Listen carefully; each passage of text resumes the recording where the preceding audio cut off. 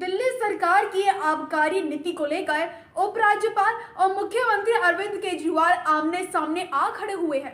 BJP ने सभी सरकार पर जमकर हमला बोला है। इस बीच शनिवार को दिल्ली बीजेपी नेता और कार्यकर्ताओं ने डिप्टी सीएम मनीष सिसोदिया के आवास के बाहर सरकार की नई शराब नीति का विरोध किया है।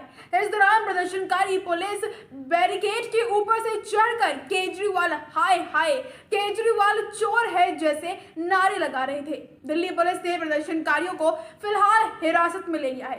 एक नजर डालिए प्रदर्शनकारियों के उग्र रौद्र प्रदर्शन की ओर और देखिए किस तरह से वो लोग केजरीवाल के खिलाफ नारे लगाते हुए नजर आ रहे हैं।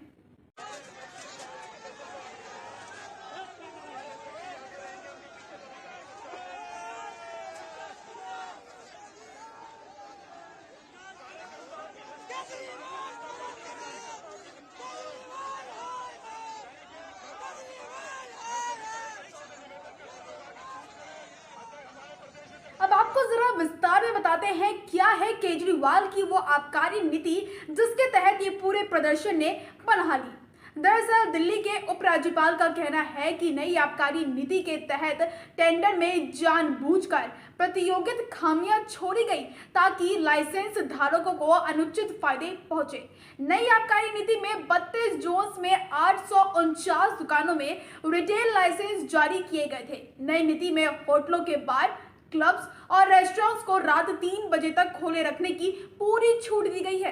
रेस्टोरेंट्स व होटल छत समेत कहीं भी शराब परोसे जा सकते हैं। बता दें कि इससे पहले कुछ भी खुले में जैसे कि शराब बेचना, शराब परोसना, इस पर कड़ी रोक लगी थी, लेकिन इसके अलावा बार में किसी भी तरह के मनोरंजन का इंतजाम अब इस आबकारी नीति के तहत किया जा सकता है। इस पूरे मुद्दे पर अनुराग ठाकुर का बयान सामने आया है।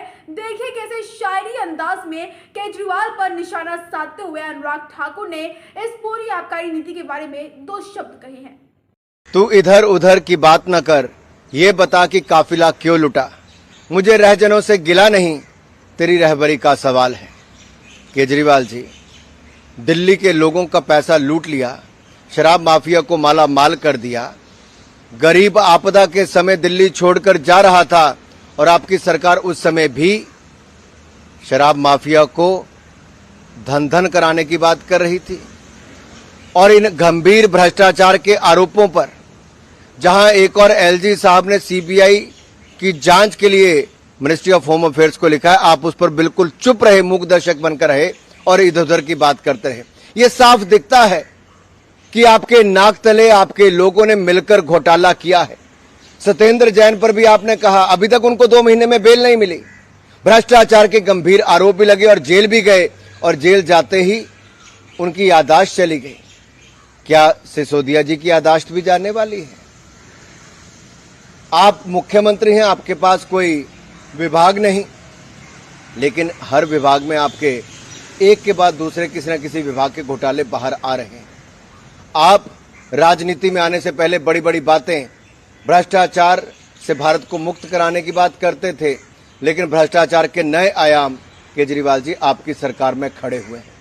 कभी एक विधायक, कभी मंत्री, तो कभी दूसरे पर एक के बाद गंभीर आरोप लगे और आप चुप रहे। आपने भ्रष्टाचारियों को संरक्षण देने का काम किया है और कल टीवी पर आकर जिस तरह से आपने कोरा झूठ बोला और आप एक भी जवाब भारतीय जनता पार्टी के गंभीर आरोपों का नहीं दे पाए, ये दिखाता है कि एलजी महोदय ने जो होम अफेयर्स को कहा है कि सीबीआई जांच हो, इसमें बहुत ताकत है, बहुत तथ्य है, बहुत सत्य है। और आपके नाक तले भ्रष्टाचार हुआ और उसके बावजूद आपके भ्रष्ट मंत्री बने हुए, इनका तत्काल इस्तीफा होना चाहिए और आप जैसे भ्रष्ट व्यक्ति को सत्ता में रहने का कोई अधिकार नहीं है। इस वीडियो में फिलहाल इतना ही। उम्मीद करते हैं वीडियो पसंद आई होगी। इसके साथ ही देश दुनिया से जुड़ी तमाम बड़ी खबरें देखने के लिए बने रहें जनसत्ता.com के साथ।